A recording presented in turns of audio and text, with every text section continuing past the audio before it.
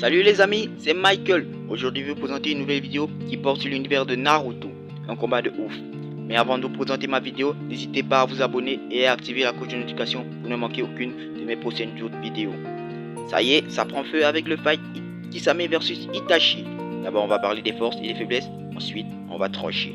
On commence avec Kisame du village de Kiri. Il a massacré les siens, il va virer dans la Katsuki pour faire aboutir le projet Œil de Lune. Excelle dans l'art du Suiton et possède une palpite technique.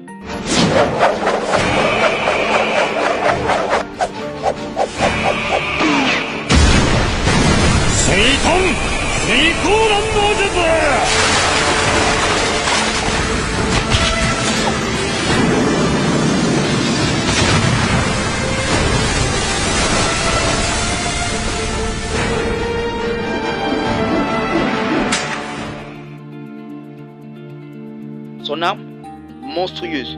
En plus de ça, il possède une quantité de chakra proche de celle d'un bidjon, ce qui lui a valu son surnom du démon sans queue. Franchement, le gars il déchire, il tape des transformes trop stylés. Toute l'équipe s'est retrouvée en difficulté.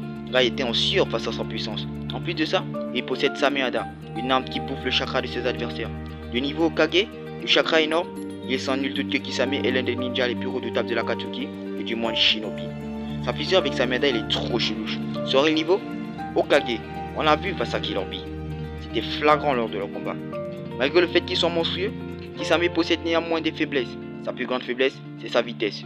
Vu que l'élément de comparaison est Itachi et que nous connaissons tous le réel niveau de vitesse d'Itachi, il est clair qu'il en devient une faiblesse pour Kisame. De par sa vitesse, Kisame possède aussi une faille. C'est un manque d'intelligence. Franchement, on peut pas dire que le gars il est très intelligent.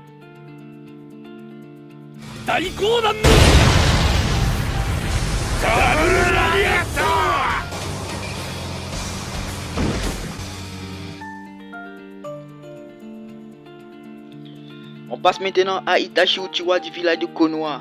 A aussi massacré les siens et viré dans la Katsuki, excelle dans l'art du Katon.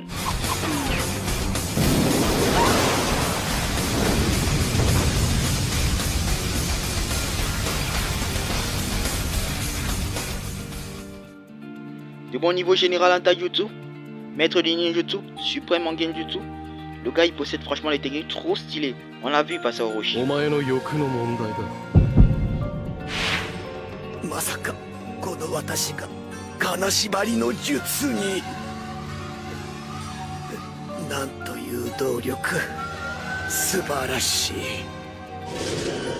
Rien que ça permet de le situer. Il possède une pipelite capable de lancer Amaterasu. Là on parle même pas du Ledo Tensei. Plus rapide que Kakashi, on l'a vu dans leur combat. Franchement le perso il a kiffé. Avec Susanoo, il peut inquiéter voire pop n'importe quel ninja. De l'épée de Totsuka qui a scellé Orochi au miroir de Yata. Son réel niveau, inconnu. Kakashi est à la ramasse face aux arcanes lunaires. Déjà avec Sharingan, c'était flagrant. Imaginez un peu avec Kaléidoscope. En plus, il est réactif.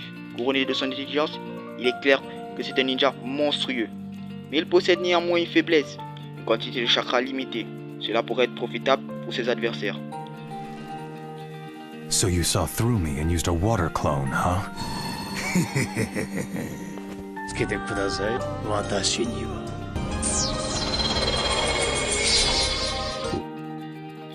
Après positionnement des arguments, il est clair que le vainqueur de ce combat est Itachi Uchiwa. Mais ça ne sera pas une victoire facile pour lui car son adversaire est loin d'être idiot. Mais nous avons tout décelé qu'Itachi possède des techniques capables de faire conclure ce combat très rapidement. Les amis, cette vidéo arrive à son terme. N'hésitez pas à m'écrire dans l'espace commentaire et vive Naruto.